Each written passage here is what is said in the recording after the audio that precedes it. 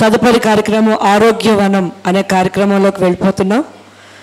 Vizianagaram grand pyramid master అయిన శ్రీ కృష్ణారెడ్డి గారు మనకి ఈ ఆరోగ్యవనం గురించి అందించబోతున్నారు. కృష్ణారెడ్డి గారు విజయనగరం ఎంఆర్ కాలేజీలో బీకామ్ పూర్తి చేశారు. తర్వాత పత్రిజీని 2005 నుంచి అనుసరిస్తూ ఆయన ఎంతో అద్భుతంగా ఎన్నెన్నో ఆధ్యాత్మిక గ్రంథాలని ఆయన చదివారు. దీనికి మొట్టమొదటి అధ్యక్షులుగా విజయనగరం PSSMకి వర్క్ చేశారు ఆయన. తర్వాత ఆయన ప్రకృతి వ్యవసాయం పట్ల ఎంతో ఆసక్తిని కలిగి 15 సంవత్సరాలుగా దాన్ని రీసెర్చ్ చేస్తూ అనుభవం సంపాదించుకున్నారు. మరి PSSM కార్యక్రమాల్లో విజయనగరం తరపున విస్తృతంగా పాలు పంచుకుంటూ PMC అంబాసిడర్గా కూడా ఆయన వర్క్ చేస్తున్నారు. మరి ప్రకృతి వ్యాలీలో లైఫ్ టైం అచీవ్మెంట్ అవార్డుని అందుకున్నారు. మరి ఇలా ఎంతోమంది మాస్టర్స్ వారి యొక్క సేవలు అందిస్తున్నారు. గట్టిగా చప్పట్లతో కృష్ణారెడ్డి గారిని వెల్కమ్ చేసుకుంటున్నాం.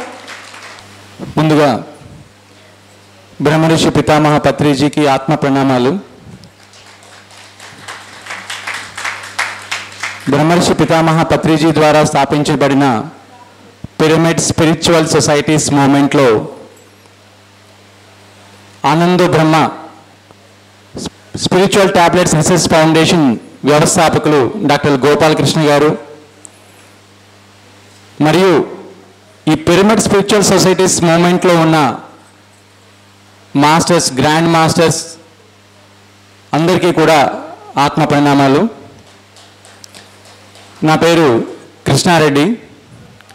నేను ఇక్కడ విజయనగరం జిల్లాలో నెల్లిమర్ల గ్రామంలో ఉంటున్నామండి.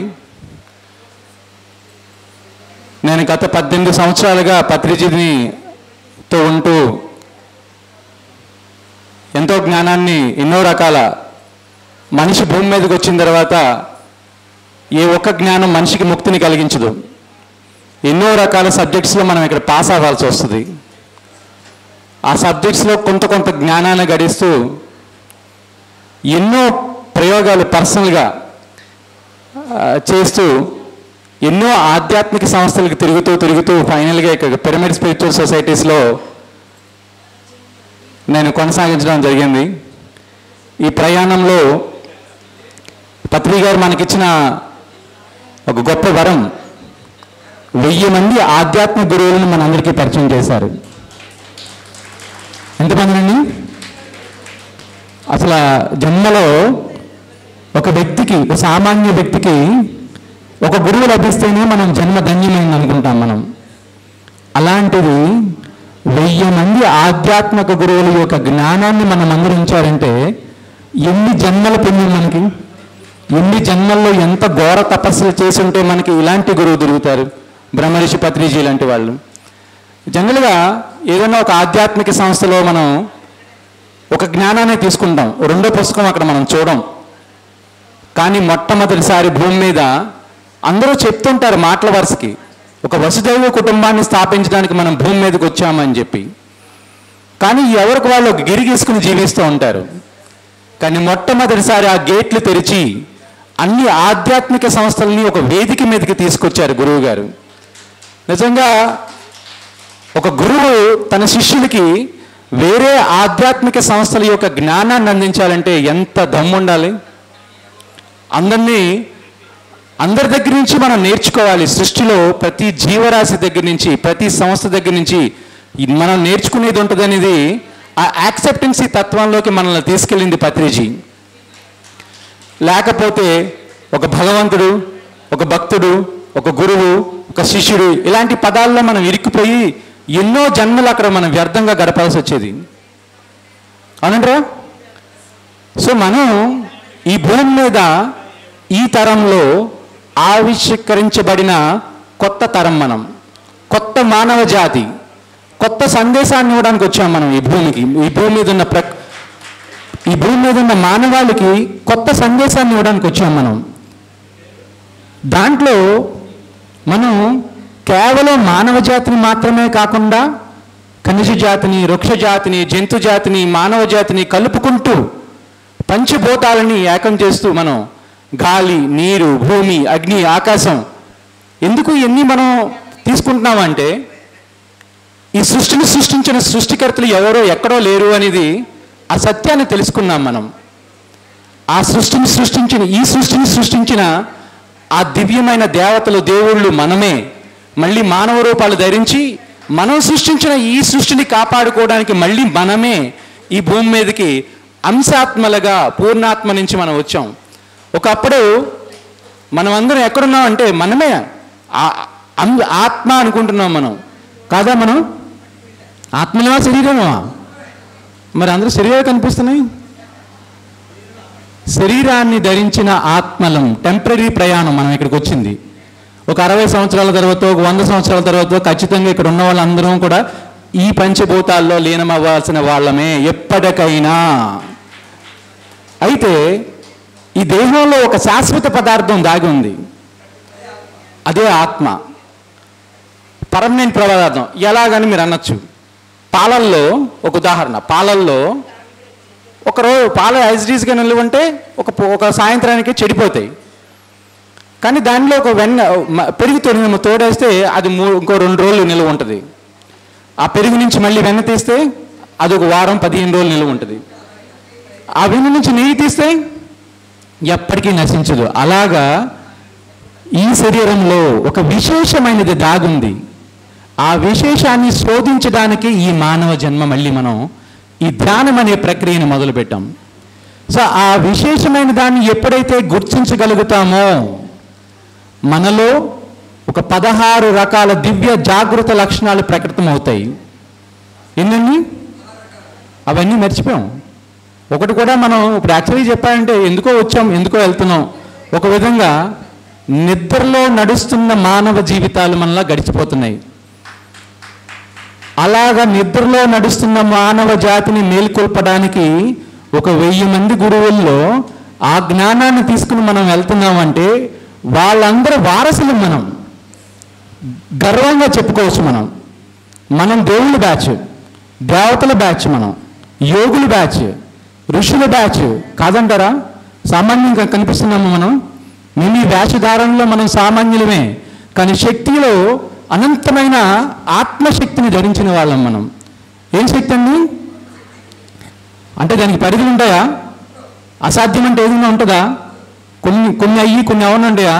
ఇప్పుడు ప్రస్తుతం మనం శారీరక శక్తిని మాత్రమే వాడుకుంటున్నాం కాబట్టి పరిమితమైన జీవితాన్ని జీవిస్తున్నాం. దాన్ని మానసిక శక్తిని తలంలోకి ట్రాన్స్ఫార్మ్ చేసుకుని తర్వాత ఆత్మశక్తి అనే తలంలోకి ఎంటర్ అయితే నథింగ్ ఈజ్ ఇంపాసిబుల్. ఎందుకంటే ఇక్కడ మనం సామాన్యమైన ఖానా పీనా సోనా కాన్సెప్ట్ రాలేదు. ఈ మానవ జాతిని, ఈ సృష్టిని కొత్త అడుగులు వేయించడానికి వచ్చాం. నమ్మకం లేదా? ఉంది కదా. ఆ నమ్మకానికి మనం ఎవరిచ్చారు? ఒక జీకే గారు లాంటి వాళ్ళు, పత్రిజీ లాంటి వాళ్ళు, ఒకళ్ళు ఇద్దరు కాదు. మన సొసైటీలో సారు మానవ జాతి ఇప్పుడు యాక్చువల్గా భూమి యొక్క పరిస్థితి ఏంటంటే మనం అనుకుంటాం చాలా టైం ఉంది మనందరికీ అని చెప్పి, బోల్డ్ వర్క్ చేయొచ్చులే అనుకుంటాం. కానీ భూమి ఉన్న పరిస్థితి ఏంటంటే ఇది 195 దేశాల్లో ఉన్న ఈ ప్రజలందరూ కలిసి కొన్ని న్యూక్లియర్ వెపన్స్ని తయారు చేసుకున్నారు. ఎలాంటి వెపన్స్ అంటే ఒక్కొక్క బాంబు వేస్తే అప్పుడెప్పుడో మనం విన్నాం జపాన్ మీద, హీరోషిమా నాగాసాకి మహానగరాల మీద అమెరికా వాళ్ళు బాంబు వేస్తే ఒక నగరం మట్టయిపోయిందని. అలాగా ప్రపంచ దేశాల అందరి దగ్గర కూడా 195 దేశాల్లో మ్యాక్సిమం 160 దేశాల దగ్గర న్యూక్లియర్ వెపన్స్ రెడీ చేసుకుని ఉంచుకున్నారు. ఈ నాయకుల మనసులో ఎక్కడ చిన్న పిచ్చి పుట్టినా, ఎవడో ఒకడు ఇంకొక దేశం మీద బాంబు వేసినా ప్రపంచ యుద్ధం స్టార్ట్ అవడానికి క్షణకాలం దూరంలో ఉన్నాం మనం. ఆల్రెడీ దీనికి ట్రయల్స్ జరుగుతున్నాయి. కరోనా రూపంలో మనకి భగవంతుడు కరోనా ఏం చేయకూడదు, ఇంకొక అర్థం తీసుకుంటే కరోనా ఏం చెయ్యాలి, 2 చూపించారు. అవునంటారా కాదంటారా? మనం కరోనా టైంలో చాలామంది ఎప్పుడు బయటకు వెళ్ళిపోతామో, ఎప్పుడు మళ్ళీ ఫ్రీ అయిపోయి మళ్ళీ ఆ జంజాటల్లోని, అలజడుల్లోని, ఆవేదనలోని ఆ జీవితాన్ని ఎప్పుడు మళ్ళీ వెళ్ళిపోతాను ఎదురు చూశారు. కానీ నేనేమనుకున్నానంటే ప్రతి సంవత్సరం ఒక కరోనా వస్తే బాగుంది అనిపించింది. ఒక 4 రోజులు ఎవరి కాళ్ళు స్వాధ్యాయనం చేసుకోవడం మొదలు పెడతారు, సాధన చేసుకోవడం మొదలు పెడతారు. లేకపోతే అన్నీ తెలిసి ఉండి ఏదో అంటారు చూసారా, అలా అయిపోద్ది మన జీవితం. అద్భుతమైన అల్లావుద్దీన్ దీపం లాంటి ధ్యానాన్ని మన చేతిలో ఉంచుకుని ఎక్కడెక్కడో వెతుకుతూ ఉంటాం మనం. ఎందుకంటే ఇందాక సమాజీవన ఆ ప్రాజెక్ట్ గురించి చెప్పినప్పుడు సరైన జీవనోపాధిలో మనం టోటల్గా జీవనోపాధి అంటే ఏదో ఒక వ్యాపారమో వ్యవహారమో కాదు, అన్ని రకాల కోణాలు దాంట్లోకి వస్తాయి, అన్ని రకాల డిపార్ట్మెంట్లు. మనం తినే ఆహారం దగ్గర నుంచి ఎలాంటి ఆహారాన్ని స్వీకరించాలి అనేది మనం తెలుసుకున్నాం. కానీ ఆహారంలో శాకాహారం అనే కాన్సెప్ట్కి వచ్చాం. కానీ శాకాహారంలో ఇప్పుడు మనం ఏ రకమైన ఆహారాన్ని తీసుకుంటున్నాం, అది మన శరీరం మీద, మన బుద్ధి మీద, మన ఆత్మ మీద ఏ రకమైన ప్రభావాన్ని చూపిస్తుంది? శాకాహారాన్ని తింటున్నాం, బాగానే ఉంది. కానీ ఈ శాకాహారంలో శుద్ధ శాకాహారం అనే కాన్సెప్ట్ మనకుంది. శాకాహారం దగ్గర మనం చాలామంది ఏమనుకుంటున్నాం అంటే ఫ్రూట్స్ వెజిటేబుల్స్ బాగా తింటున్నాం కదా చాలేమో అనుకుంటాం. కానీ మన దేహంలోకి ఎలాంటి ఆహారం పంపిస్తామో అలాంటి రియాక్షన్స్, అలాంటి ఆలోచనలు పుట్టిస్తుంది. అలాంటి వ్యవహారంలోకి వెళ్తాం, అలాంటి కర్మల్లోకి వెళ్తాం, అలాంటి మాటల్లోకి వెళ్తాం, అలాంటి సేవల్లోకి వెళ్తాం. అక్కడ మనకి మాంసాహారాన్ని మాటలు మానేసినప్పుడు ఒక స్టెప్ ఎదుగుతాం. కానీ శాకాహారంలో కూడా విషతుల్యమైన ఆహారాన్ని మనం తీసుకుంటున్నాం. ఎరువులు, పురుగు మందులు లేని ఆహారం ఇప్పుడు ఈ తరానికి చాలా అరుదైపోయింది. ఇంటి పంటలు అనేది ఇదివరకు ప్రతి ఒక్కళ్ళు వాళ్ళ పెరట్లో గెత్తాలేసి ఈ చిన్న చిన్న అంటే మన దగ్గర ఉండే వ్యర్థాలతో దాన్ని డికంపోజ్ చేసి దాన్ని ఎరువు కింద మార్చుకుని ఒక వంగ మొక్కను, ఒక టమాటో మొక్కను, ఒక కరివేపాకు మొక్కను, ఒక చిక్కుడు మొక్కను, ఒక ఆనపకాయను, లేకపోతే ఒక సీతాఫలాన్నో, ఒక మామిడి ఫలాన్నో పండించుకుని తినేవారు. కానీ ఇప్పుడు మనకి మార్కెట్లో మనకి లభిస్తున్న ఆహారం ఏదైతే ఉందో అది పూర్తి స్థాయిలో రసాయనిక ఆహారాలు. ఇదివరకు ఇప్పుడున్న రసాయనాలు ఎంత భయంకరమైనవంటే ఒక్కసారి ఒక పంట మీద ఒక మందు స్ప్రే చేస్తే 45 రోజుల వరకు దాని ప్రభావం ఎట్టి పరిస్థితుల్లోని పోదు. అది మానవ దేహంలోకి అడుగుపెట్టిన తర్వాత కూడా మనలో ఉన్న క్రిస్టల్ కణాలని కార్బన్ కణాలుగా మారుస్తూ ఉంటుందండి. మనం ధ్యానం చేస్తూ ఉంటాం, ధ్యాన శక్తిని నింపుకుంటూ ఉంటాం. ఆ శక్తిని అంతా ప్రస్తుత తరుణంలో మన శరీరాన్ని మీదకి వచ్చే రోగాలని క్లియర్ చేసుకోవడానికి వాడుకోవాల్సి వస్తుంది. యాక్చువల్గా ఆత్మ నిద్రావస్థలో ఉన్న ఆత్మని జాగృతం చేసుకోవడానికి ఉపయోగించాల్సిన శక్తిని అత్యంత లోవర్ గ్రేడ్లో అవసరమైన శరీరానికి ఉపయోగించాల్సి వస్తుంది. యాక్చువల్గా మానవ దేహానికి ఒక వారంటీ గ్యారంటీ ఉంది. ఈ సృష్టిలో ప్రతిదానికి ఒక వారంటీ గ్యారంటీ ఉన్నట్టే మన ఈ మానవ దేహానికి 150 సంవత్సరాలు వారంటీ. ఇక్కడ ఎవరన్నా 150 సంవత్సరాలు నేను ఉంటానని చేతులు ఎత్తగలరా? ఒక మేడం ఎత్తారు, ఓకే బాగానే ఉంది. పోనీ 100 అనుకున్న వాళ్ళు ఎవరన్నా ఎత్తని కొంచెం ధైర్యం ఇస్తున్నాను. 100 ఉంటారు, ఓకే. 70, 80 చాలామంది ఎత్తేస్తారు. ఎందుకంటే అర్ధాయుష్కులు మనం. పూర్ణాయుష్కుడు అంటే 150 సంవత్సరాలు ఈ దేహాన్ని మనం ఉపయోగించుకోగలగాలి. ఉపయోగించుకుంటామా? ఆ స్థితిలో మనం ఉన్నామా? ఎస్, మనకు ఒక సాధనం లభించింది, ధ్యానం అనేది. ధ్యానం అనేది అన్నిటికీ బేసిక్ ఎందుకయిందంటే శారీరక ఆరోగ్యాన్ని ఇస్తుంది, మానసిక ఆరోగ్యాన్ని ఇస్తుంది, సాంఘిక ఆరోగ్యాన్ని ఇస్తుంది, ఆధ్యాత్మిక ఆరోగ్యాన్ని ఇస్తుంది. ఈ 4 తలాల్లోని పరిపూర్ణమైన జ్ఞానాన్ని మనం సంపాదించినప్పుడే ఇక్కడ మళ్ళీ మానవ దేహాలని మనం తీసుకోవాల్సిన అవసరం ఉండదు. భూమి మీద మళ్ళీ తిరిగి రావాల్సిన అవసరం ఉండదు. ఈ పునరపి మరణం, పునరపి జననం అనే చక్రంలో ఇరుక్కోవాల్సిన అవసరం ఉండదు. మనం తెలియకుండా ఎన్నో కర్మల్ని అంటించుకుంటూ మళ్ళీ వాటిని వదిలించుకోవడానికి పాపం పుణ్యం రూపంలో మళ్ళీ జన్మలు అనుభవించి మళ్ళీ కొత్త ఖాతాలు క్రియేట్ చేసుకుంటున్నాం. సో మనకి నేను ఈ ప్రయోగంలో ధ్యానం చేస్తూ పత్రి గారు, నేను యాక్చువల్గా ఫుల్ మాంసాహారాన్ని ఎలా తినేవాళ్ళంటే మాకు ఒక పొలం వ్యవసాయ క్షేత్రం ఉంది నెల్లిమర్లో, ఒక 36 ఎకరాలు. అక్కడ దొరికే కుందేళ్ళని, అడవి పందుల్ని, పక్షుల్ని అప్పుడు మనం అది గ్రాండ్గా ఫీల్ అయ్యేవాళ్ళం. వాటిని తింటున్నప్పుడు చాలా గర్వంగా ఫీల్ అయ్యేవాడిని. అబ్బా, రాజులకి లభించే ఫుడ్ ఇలాంటివి మనలాంటి వాళ్ళు తింటున్నాం అంటే మనం అదృష్టవంతులని ఫీలింగ్. కానీ ఈరోజు ఒక రకమైన జ్ఞానం వచ్చిన తర్వాత ఈ మానవ దేహాన్ని లోపల కనిపించని 5 కోశాలని, పంచకోశాలని అది ఛిద్రం చేసి ఈ రకంగా ఈ భూమి మీద మనం అతి సామాన్యమైన జన్మల గడపడానికి పరిమితం అయిపోతాం అనేది అర్థమైన తర్వాత ఎన్ని పాపాలు చేశారని అనుకుంటున్నాను. ఇది ఆ క్రమంలో నాకు పర్సనల్గా ఆర్థరైటిస్ ప్రాబ్లం వచ్చింది. నాకు యాక్చువల్గా 30, నా ఏజ్ 45, 30 వయసులో ఉంటుండగానే మంచానికి పరిమితం అయిపోయాను. అది ఎలాంటి స్థితి అంటే ఎందుకు వచ్చిన జీవితంలో అనిపించింది. అప్పుడు ధ్యాన సాధన చేస్తూ ఆహార నియమాలు పాటించడం మొదలుపెట్టాను. అంటే మాంసాహారం మానేసినప్పుడు కొంత రిజల్ట్ వచ్చింది, కానీ పూర్తి స్థాయిలో రాలేదు. అప్పుడు ఇంకేం చేద్దాం అనుకున్నప్పుడు, ఎప్పుడు శిష్యుడు సిద్ధపడితే గురువు తనకి తానుగా ఒక 1000 అడుగులు ముందుకు తీసుకెళ్తాడనేది దాంట్లో మనసులో ఒక సంకల్పం వచ్చింది. గురువు గారు ఎప్పుడు అంటూ ఉంటారు, ఏ జ్ఞానాన్నైనా మనం తీసుకున్న తర్వాత ఆచరణలోకి పెట్టి ప్రయోగం చేయండి అంటారు. చాలామంది ఏంటంటే మనం ఒక రకమైన జ్ఞానాన్ని తీసుకున్న తర్వాత బ్లైండ్గా ఫాలో అయిపోతాం. మనం అలా కాకుండా ఒక గురువు ఒక కాన్సెప్ట్ని ఇచ్చినప్పుడు ఆ కాన్సెప్ట్ని మనం ఎంతో కొంత ప్రయోగం చేసి ఉండాలి, స్వ అనుభవంలోకి తెచ్చుకుని ఉండాలి. ఆ స్వ అనుభవంలో భాగంగా మాంసాహారం నుంచి శాకాహారిగా మారాను. శాకాహారం నుంచి నెక్స్ట్ ఏముందని ఆలోచిస్తే ఫలాహారం అనే కాన్సెప్ట్ వచ్చింది. ఫలాహారం నుంచి ఇంకెక్కడికి వెళ్ళాలంటే శ్వాసాహారిగా మారాలనే కాన్సెప్ట్ వచ్చింది. అయితే భూమి మీదే కదా లడ్డు దొరికేది, భూమి మీదే కదా నెయ్యి దొరికేది, భూమి మీదే కదా పలావ్ దొరికేది, ఇవన్నీ మానేసి మనం ఎందుకు కూర్చోవాలి అని ఆలోచించినప్పుడు మనం సామాన్యమైన జీవితాన్ని కోరుకుంటే సామాన్య అలవాట్లతో మనకు ఓకే, నో ప్రాబ్లం, వెళ్ళిపోవచ్చు. కానీ ఈ భూమి మీద అవతరించిన దేవుళ్ళం మనమే అని తెలియాలంటే ఖచ్చితంగా ఈ దేహం దేనికి డిజైన్ చేయబడ్డదో ఆ ఆహారాన్ని మనం అందించి తీరాలి. ఇది శుద్ధ శాకాహార సేంద్రియ పద్ధతుల్లో పండించబడిన ఆహారాన్ని మాత్రమే స్వీకరించడానికి డిజైన్ చేయబడ్డది. దీన్ని విషతుల్యమైన రసాయనిక ఆహారాలతో మనం ఎంతకాలం నింపుతూ ఉంటామో మన ధ్యాన శక్తిని అక్కడికి కొంత దారపోయాల్సి వస్తూ ఉంటుంది. యాక్చువల్గా మనం ఎప్పుడూ కూడా చిన్న చిన్న రోగాలకి కూడా ఎలా ఫీల్ అవుతామంటే మన జీవితం అంతమైపోయింది ఇంకా అనే స్టేజ్లోకి వచ్చేసాం.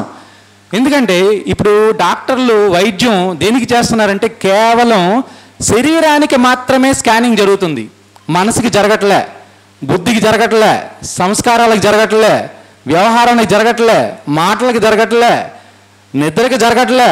యాక్చువల్గా చెప్పాలంటే మనం అందరం కూడా మ్యాక్సిమం అంటే ధ్యానుల విషయం కాదు నేను చెప్పేది, సామాన్య మానవ విషయానికి వస్తులకి. ఎందుకంటే విజయనగరం పాపులేషన్ తీసుకుంటే 3,30,000 మంది జనంలో ఈవేళ దేవుళ్ళ సబ్జెక్టు గురించి ఎంతమంది మాట్లాడుకోవడానికి వచ్చాం మనం? దేవతల సబ్జెక్ట్ గురించి, ధ్యానం గురించి, శాకాహారం గురించి, పంచభూతాల గురించి ఎంతమంది ఉన్నాం అంటే మహా అయితే హాల్లో 150 మంది, అంటే 1% కూడా లేదు. 1% ఉంటే ఇక్కడ ఎంతమంది ఉండాలనుకున్నారండి? కనీసం 3,000 మంది ఉండాలి. కానీ ఇక్కడ ఎంతమంది ఉన్నాం మనం? 0.0000 స్టేజ్లో ఉన్నాం మనం ఇక్కడ. అయితే వీళ్ళందరూ ఎవరంటే ఆనిముత్యాలే.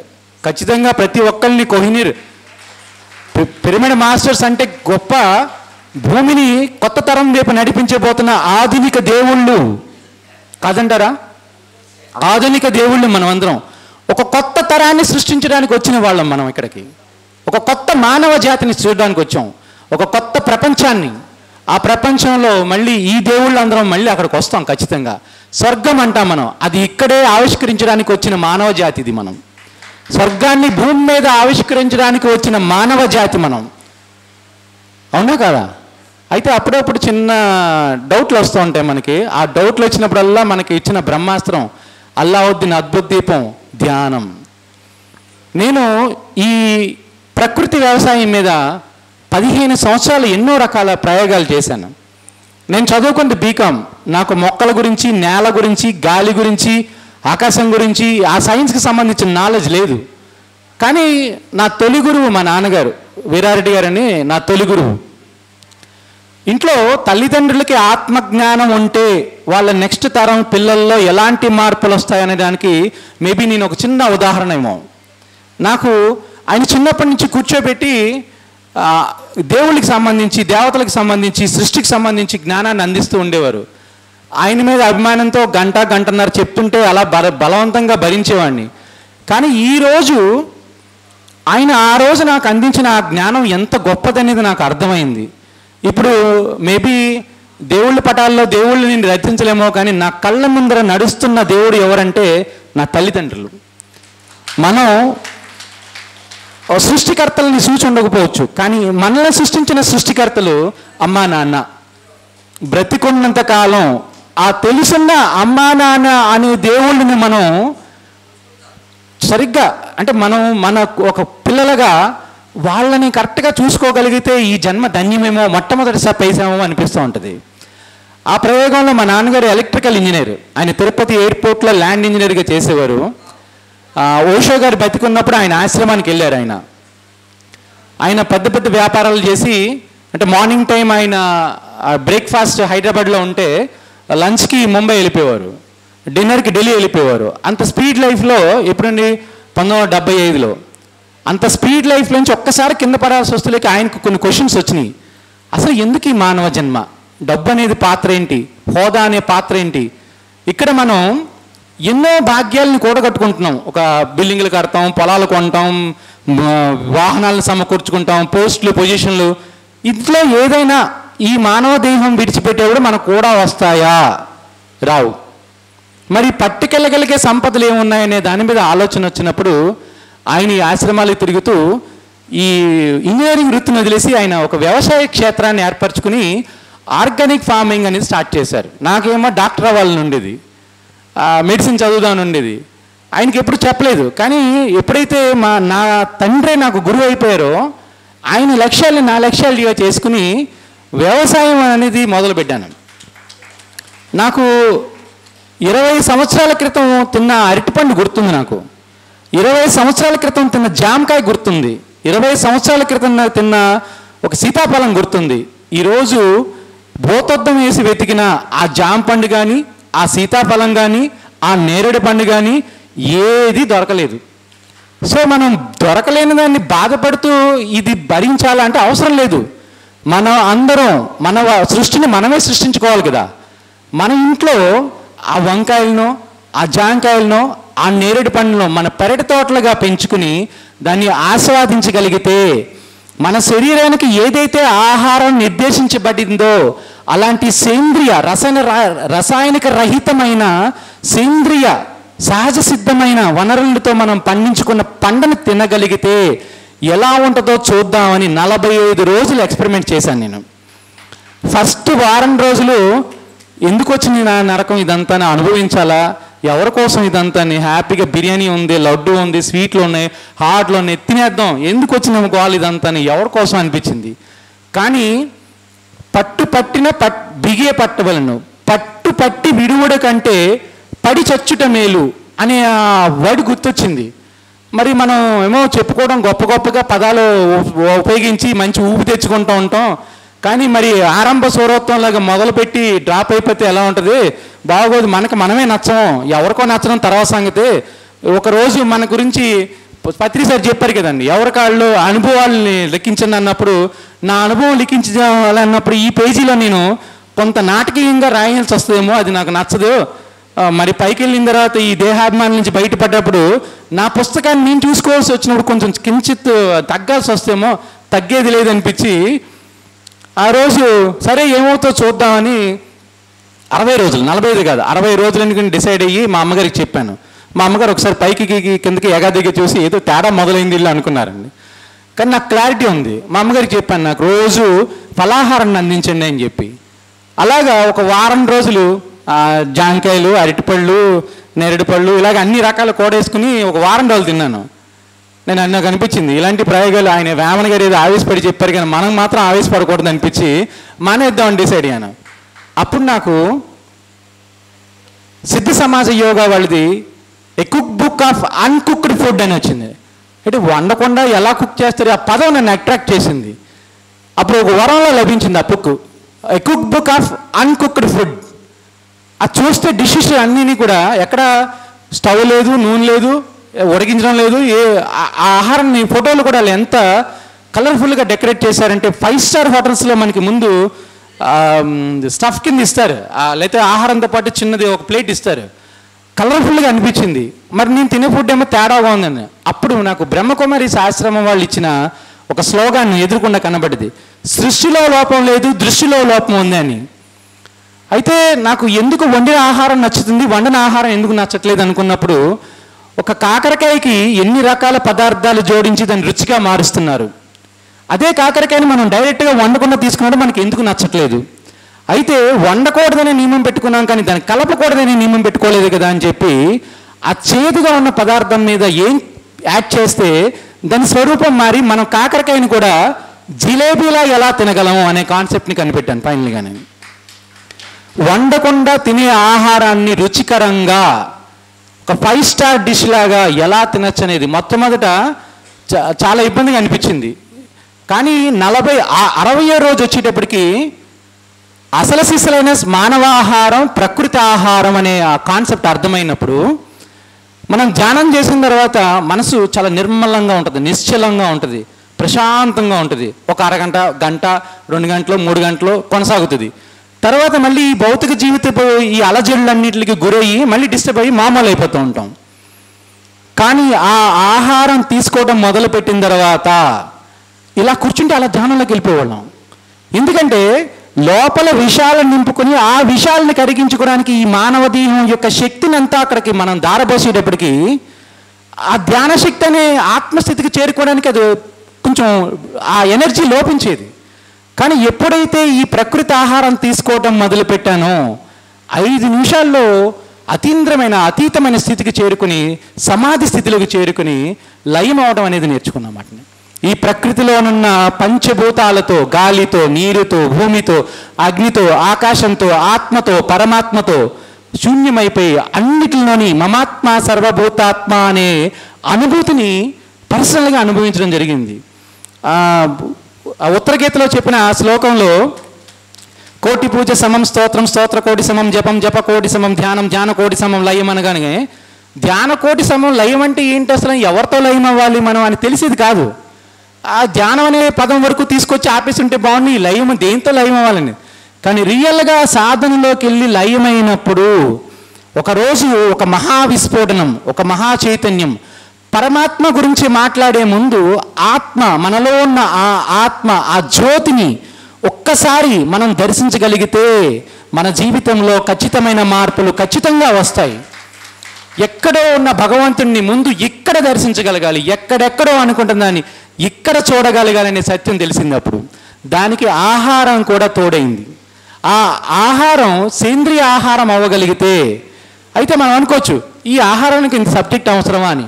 ఖచ్చితంగా అవసరమే. ఎందుకంటే ఈ అన్నమయ కోసం మనోమయ కోసం మీద ఆధారపడింది, ఆ మనోమయ కోసం ప్రాణమయ కోసం మీద ఆధారపడింది, ఆ ప్రాణమయ కోసం విజ్ఞానమయ కోసం మీద ఆధారపడింది, ఆ విజ్ఞానమయ కోసం ఆనందమయ కోసం మీద ఆధారపడింది, ఆ ఆనందమయ కోసం నిర్వాణమయ కోసం మీద ఆధారపడింది. ఇలాగా ఈ 5 శరీరాలు కనిపిస్తున్న భౌతిక శరీరమే కాకుండా ఈ లోపల అంతర్గతంగా ఉన్న ఈ శరీరాలన్నీ మళ్ళీ ప్రకృతి మీద ఆధారపడి ఉన్నాయి. పంచభూతాలు, గాలి, నీరు, భూమి, అగ్ని, ఆకాశం. ఈ పంచభూతాలని మనం యాక్చువల్గా చెప్పాలంటే మేబీ ఒక్కొక్కసారి కొన్ని పదాజాలు వాడితే థీమ్ బాగుంటుందేమో. ఆ సృష్టికర్త ఈ పంచభూతాలని సృష్టించేటప్పుడు ఖనిజ జాతిని, వృక్ష జాతిని, జంతు జాతిని, మానవ జాతిని సృష్టించాడని అంటాం కదా. ఇప్పుడు భగవంతుడు కూడా మేబీ ఆలోచనలో పడ్డాడట. ఈ అన్ని జాతులు బాగానే ఉన్నాయి, ఖనిజ జాతి వల్ల ఏ ప్రమాదం లేదు, వృక్ష జాతులు కొన్ని లక్షల జాతులు వచ్చినా ఈ ప్రకృతికి ఏ ప్రమాదం లేదు, జంతు జాతులు కొన్ని లక్షల జన్మలెత్తినా ఈ భూమికి ఈ ప్రకృతికి ఏ హాని లేదు.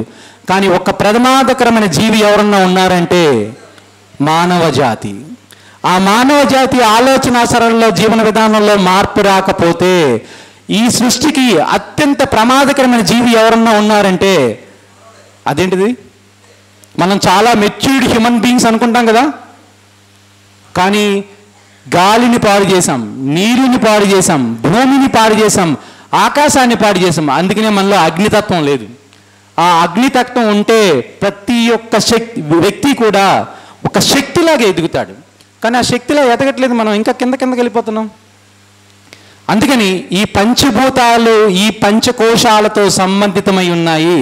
మనం ఏదో మన పని మనం చూసుకుని వెళ్ళిపోదాం అనుకుంటే ఖచ్చితంగా ఎవరో వచ్చి ఏదో చేస్తారని ఎదురు చూస్తే ఈ భూమి మీద మార్పులు రావు. ఆ మార్పులు తీసుకురావాల్సింది మనమే కాదంటారా? కాబట్టి మనం సామాన్యమైన లక్ష్యంతో భూమి మీదకి రాలే, ఒక గొప్ప మహాలక్ష్యంతో భూమి మీదకి వచ్చాం. పంచభూతాల బాధ్యత అంటే ఆషామాషి బాధ్యత. భగవంతుడు స్వయంగా భూమి మీద జన్మించి ఏదైతే పని చేయాలనుకుంటున్నాడో అలాంటి పనిని మనం భుజాల మీద వేసుకున్నామంటే మనం ఎవరు? కో క్రియేటర్స్, సహసృష్టికర్తలం మనం. అందుకనే మనం ఎప్పటికప్పుడు ఒక కొత్త తరాన్ని ఆవిష్కరించబోయే కో క్రియేటర్స్. అలాంటి జ్ఞానాన్ని మనకి ఎంతో ఎంతో గురువుగారు మనకు అందించారు. ఈ ప్రక్రియలో శరీరాన్ని నిలబెట్టుకోవడానికి మానసిక తలం ఈ వ్యవసాయ క్షేత్రంలో, మస్తిష్కం అనే వ్యవసాయ క్షేత్రంలో గొప్ప గొప్ప విత్తనాలు నాటాలి, గొప్ప గొప్ప లక్ష్యాలనే విత్తనాలు నాటుకోవాలి. ఆ లక్ష్యాలకు అప్పుడప్పుడు కలుపు మొక్కలు వస్తాయి, నెగిటివ్ థాట్స్ వస్తాయి, వాటిని తీసి పారేస్తుండాలి.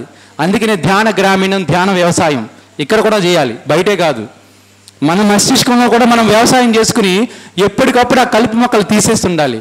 అప్పుడు మనం మూడో ధర్మంలోకి, సంఘ ధర్మంలోకి ఎంటర్ అవుతాం. ఈ మమాత్మ సర్వభూతాత్మ కాన్సెప్ట్లో మనం ఒక్కళ్ళమే ఆనందంగా ఉంటే సరిపోద్దా?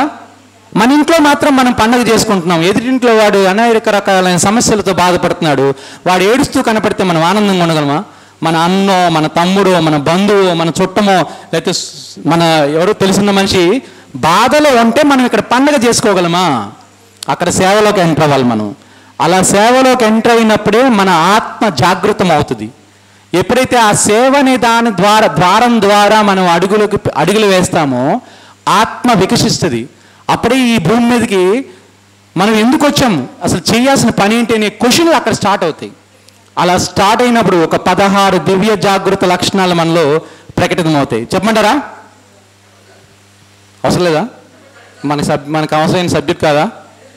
నిద్రపోతున్నట్టున్నారు లేదా? జాగృత అవసరం ఉన్నారా? అయితే చిన్న చిన్న చిన్న టెస్టింగ్ చేస్తాను. ఓ 16 లక్షణాలు చెప్తాను. ఆ 16 లక్షణాలు పూర్తయిన తర్వాత మధ్యలో 8వ 9వ అడుగుతాను, చెప్పగలగాలి. అటెన్షన్ వచ్చింది అందరికీ. ఇప్పటివరకు ఏదో విన్నాం అనుకున్నారు, కానీ ఒక అటెన్షన్ వచ్చింది. అమ్మో, ఈ 16 లక్షణాలు ఇప్పుడు బైహార్ట్ చేయాలి.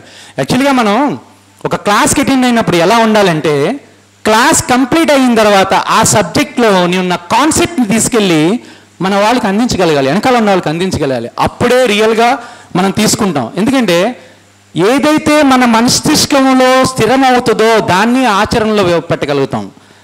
మనం మస్తిష్కంలో స్థిరం అవ్వని దాన్ని ఆచరణలో పెట్టలేం. కాబట్టి ఖచ్చితంగా ఈ ఆధ్యాత్మిక విద్యలో మనం చిన్నపిల్లలుగా మారిపోయి, ఒకప్పుడు మనం ఎలాగైతే 7th క్లాస్లోనో 10th క్లాస్లోనో ఇంటర్లోనో బైహార్ట్ చేసామో ఈ పాయింట్స్ని కూడా మనం గుర్తుంచుకోవాలి. అప్పుడు మనం ఎప్పుడైనా మనకి చిన్న తప్పు చేస్తున్నప్పుడు ఈ మెనూ అంతా వచ్చా, ఈ డిక్షనరీ అంతా బయటకు వచ్చేది. అరే నువ్వు అప్పుడు పలానా రోజు పలానా క్లాసులో అది విన్నావు, లేదా నువ్వు పక్కోడికి చెప్పావు. ముందు అసలు విషయం ఏంటంటే నువ్వు పక్కోడికి చెప్పావు, మరి నువ్వేం చేస్తున్నావు? ఇలాంటి క్వశ్చన్లు మనం అంతరాత్మ మనల్ని ప్రశ్నించాలి. అలా ప్రశ్నించినప్పుడు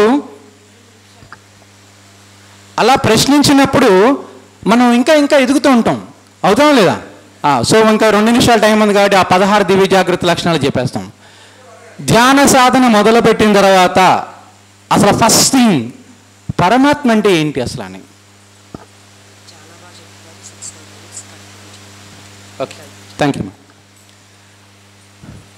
అసలు ఇన్నాళ్ళలో మనం భగవంతుని ఊహించుకున్న దృక్కోణం ఏంటి, అసలు పరమాత్మ యొక్క పని ఏంటి భూమి మీద, ఆయన్ని మనం ఏ విధంగా వాడుకోవాలి? జనరల్గా మనం ఏ విధంగా వాడుకుంటూ ఉంటాం? జోబులోని ATM కార్డులో వాడేస్తూ ఉంటాం ఆయన్ని. మనకి ఏ కోరిక కావాలన్నా ముందు డబ్బు తీయడానికి ATMకి వెళ్ళిపోతాం. అలాగే ఈ భూమి మీద ఏ మ్యాటర్ వచ్చినా ముందు ఏం చేస్తాం అంటే ఆయనకి లెటర్ పెట్టేస్తాం, స్వామి నాకు అది కావాలి, స్వామి నాకు ఇది కావాలి. పోనీ ఈ కోరిక, ఈ చిట్టా ఎప్పటికైనా ఎండ్ అవుతుందా అంటే కిరణా లిస్ట్ లాగా ప్రతి నెల కొత్తది వచ్చి చేరుతూ ఉంటుంది. ఒకటి అయిపోతే ఇంకోటి. అవునంటారా? దేనికైనా కోరికలకు అంతం ఉందా? లేదు, ఎప్పుడు కొత్తది వచ్చి చేరుతూనే ఉంటుంది. అది దేనికి సంబంధించే ఉంటుంది? భౌతికానికి మ్యాక్సిమం సంబంధించే ఉంటుంది. అందుకనే ఈ భౌతిక తలాలకి ఇరుక్కుపోయి ఉంటాం మనం. ఎప్పుడైతే ఈ కోరికల చిట్టాన్ని జయించగలుగుతామో అప్పుడు ఈ పరమాత్మకి సంబంధించిన ఆ జ్ఞానాన్ని, పరమాత్మ యొక్క పనిని, ఆయన అసలు భూమి మీద ఏమి అంటే మనం ఏమనుకుంటాం అంటే పెద్ద పనుడు అనుకుంటాం. పరమాత్మ అంటే ఏంటి? పరమాత్మ అంటే పెద్ద పనుడు, మనం కోరే అన్ని కోరికలు తీర్చే పనుడు అనుకుంటాం మనం. కాదు, ఆయన పని వేరే ఉంది. అది అర్థం కావాలంటే ముందు పరమాత్మ కన్నా ముందు ఆత్మ అంటే ఏంటో తెలియాలి. పెద్ద విషయాన్ని రీసెర్చ్ చేసే ముందు చిన్న విషయాన్ని మనం అనుభూతి చెందాలో వద్దా? మరి ఈ ఆత్మ ఎక్కడుంది? లోపల ఉంది అంటున్నాం. మరి ఇది తెలియాలంటే ఏం చేయాలి? శరీరాన్ని దాటుకెళ్ళాలి, మనసుని దాటుకెళ్ళాలి, బుద్ధిని దాటుకెళ్ళాలి, సంస్కారాలు దాటుకెళ్ళాలి. ఇన్ని దాటితే ఆ ద్వారం తెరయబడుతుంది. అక్కడ ఆ జ్యోతిని దర్శించగలుగుతాం. అప్పుడు మనకి మళ్ళీ ఇంకొక సబ్జెక్ట్ అడ్డొస్తుంది. ఏంటిది? మనసు. ఆ మనసులో ఎప్పుడైతే మనిషి సంతుష్టంగా జీవించగలుగుతాడో అప్పుడే ధ్యానం కుదురుతుంది. అసంతృప్తితో ఉన్నప్పుడు ధ్యానం కుదురుతుందా? ఈ కోరికల చిట్టా అంతా సబ్కాన్షియస్ మైండ్లో నోట్ అయిన ఈ చిట్టా అంతా బయటకు వస్తూ ఉంటుంది. సో ఈ 16 దివ్య జాగృత లక్షణాల్లో మనసుని మనం సంతుష్టతతో జీవించగలడం నేర్చుకోవాలి. సంతుష్టి అంటే విజయం పొందినా అపజయం పొందినా, మనం అనుకుంది అయినా అవ్వకపోయినా, పక్కోడు మనలాగా ఉన్నా లేకపోయినా, పక్కోడు ఎదిగినా ఎదగకపోయినా, ముందు మనమే ఎదిగితే చాలు. మనం ఎదగకపోయినా అసలు ముందు మన ప్రోగ్రెస్ కార్డు మనకు నచ్చాలి. పైకి వెళ్ళిన తర్వాత నాకు తెలిసి దేవుళ్ళు మార్కులు వేస్తారంటారు. నాకు తెలిసి దేవుళ్ళు ఎవరేరు, మన కార్డు మన చేతిలోనే పెడతారు, మార్కులు వేసుకుంటారని. ఎందుకంటే మన చరిత్ర మనకన్నా ఎవరు బాగా చెప్పగలరండి? కాబట్టి మన ప్రోగ్రెస్ కార్డు మన చేతుల్లో పెడితే మనమన్నా కనీసం స్వచ్ఛంగా మార్కులు వేసుకోగలగాలి కదా. మన చెయ్యి ముందుకు వెళ్ళాలి కదా. వెళ్ళబుద్ధి వేస్తుందా? మనం ఇక్కడ అన్నీ చేసినవి అన్నీ రకరకాల పనులన్నీ చేసేసి ఇష్టం వచ్చినట్టు చేసేసి మనం అక్కడ మార్కులు వేసేసుకోవాలంటే మనకు నచ్చదు. అప్పుడు మళ్ళీ భూమి మీదకి మళ్ళీ రావడానికి అంటాం మనం. కాబట్టి ఆ మనసులో సంతుష్టత అనేది చాలా అవసరం. తర్వాత బుద్ధి. మనసు ఎలా పనిచేస్తుంటే బుద్ధి మీద ఆధారపడి, బుద్ధి సరిగ్గా ఉంటే సరైన మనసు ఏర్పడుతుంది. సరైన బుద్ధి రావాలంటే సరైన సంస్కారాలు ఉండాలి మనకి. ఆ సంస్కారాలు ఎక్కడి నుంచి వస్తాయి? మనం చూసే దృష్టి నుంచి వస్తాయి. ఎవరిని ఎలా చూస్తామో మనకి అదే అర్థమవుతుంటుంది. ఒక వ్యక్తిలో మనం చాలాసార్లు నెగిటివ్స్ చూసి ఇలా ఉండకూడదు ఇలా ఉండకూడదు అనుకుంటూ ఉంటాం. అది మన జీవితంలో మనకి ఎదురైనప్పుడు ఖచ్చితంగా ఆయన ఒక గైడ్ అవుతాడు మనకి. కాబట్టి మన చుట్టూ ఆ తోకలేని కోతిల్లా తిరుగుతున్న వాళ్ళందరినీ మనం గురువులుగా భావించాలి. అప్పుడు మనకి ఎవరి మీద కోపం రాదు, అవునా? సో మన దృష్టి మారితే మన సంస్కారాలు, మన సృష్టి మారిపోతుంది ఆటోమేటిక్గా. అప్పుడు మన వ్యవహారంలో సరళత వస్తుంది. దేనితో అయినా ఈజీగా ట్యాకిల్ చేయగలుగుతాం. అలాగ సరళత వచ్చినప్పుడు ప్రతి దానితోని స్నేహం చేయగలుగుతాం. స్వచ్ఛమైన స్నేహాన్ని చేయగలుగుతాం. అలా స్వచ్ఛమైన స్నేహం చేసినప్పుడు స్వచ్ఛమైన సేవ చేయగలుగుతాం. నమ్రతతో చేయగలుగుతాం. ఎవరికైనా ఎంత ఎత్తుకు ఎదిగితే అంత ఒదిగి ఉండాలనే కాన్సెప్ట్లోకి వెళ్ళగలుగుతాం. అప్పుడు ఆ ఆహారం ఎలాంటిది తీసుకోవాలనే ఆలోచనలు కూడా మనకు వస్తాయి. ఎలాంటి ఆలోచన ఎలాంటి ప్రభావాన్ని తీసుకొస్తుంది, అవునా కాదండి? ఫైనల్గా ఒక మనిషి జీవితంలో రమణీయతతో జీవించగలగటం. ఆ రమణీయత లేకపోతే మనమే బోర్ కొడతాం. ఫైనల్గా ఎవరికో మనకు బోర్ కొట్టడం కాదు, మనమే బోర్ కొడతాం. ఫైనల్గా నిద్రలో నిశ్చింతగా నిద్రపోగలగాలి. ఆ స్టేజ్ రావాలంటే ఈ ధ్యానం అనేది చేస్తే ఈ 16 దివ్య జాగృత లక్షణాలన్నీ జాగృతమే. ఇవన్నీ అందరికీ కావాలా, కొంతమందికి కావాలా? అందరికీ కావాలా? మరి అయితే గట్టిగా ధ్యానం చేయాలి. Thank you. నాకు ఈ అవకాశం ఇచ్చిన ఆనంద బ్రహ్మ టీంకి మరియు బ్రహ్మర్షి సుభాష్ పత్రిజీకి అందరికీ కూడా ఆత్మ ప్రణామాలు. థ్యాంక్ యూ అండి. ఎలా ఉందండి క్లాసు? అత్యద్భుతంగా చెప్పారు కదా. సహజమైన ఆరోగ్య విధానాన్ని ఆచరిస్తే ఆధ్యాత్మిక ప్రగతి ఎంత అద్భుతంగా ఉంటుందో తెలియజేశారు కృష్ణారెడ్డి గారు. మరొకసారి ఆయనకి కరతాళ ధ్వనులు అందిస్తూ ఈయనకి సన్మానం చేయడానికి ఒక గొప్ప మాస్టర్ ఇచ్చేశారండి. ఆయన బ్రిగేడియర్ సత్య గారు. ఆయన డయాస్ మీదకి ఆహ్వానించుకుంటున్నాం. శ్రీ బ్రిగేడియర్ సత్య గారు రావాలి. ఆయన గొప్ప పిరమిడ్ మాస్టర్ అండి, పత్రిజీకి ప్రియమైన మాస్టరు. ఆయన చేతుల మీదుగా ఆయనకి సన్మానం చేసుకుందాం. అలాగే సుబ్బరాజు గారు కూడా, శ్రీ సుబ్బరాజు గారు కూడా వేదిక మీదకి రావాలి. వీళ్ళిద్దరి చేతుల మీదుగా కృష్ణారెడ్డి గారికి సన్మానం చేసుకుందాం. సన్మానం మ్యూజిక్ ప్లీజ్. సన్మానం మ్యూజిక్.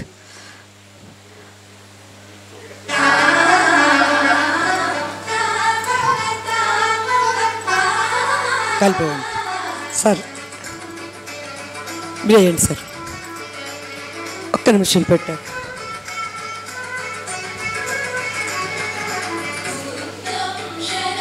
మీకు వేరు తిలకమే.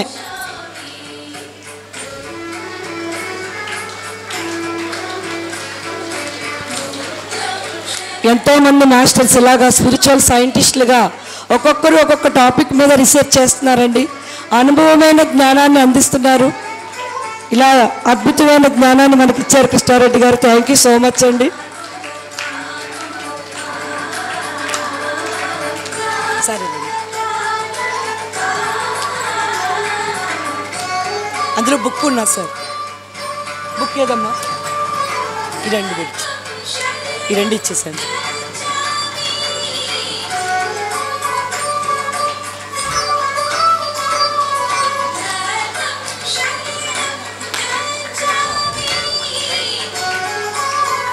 థ్యాంక్ యూ అండి, థ్యాంక్ యూ సో మచ్. మనం తదుపరి ఓకే మ్యూజిక్.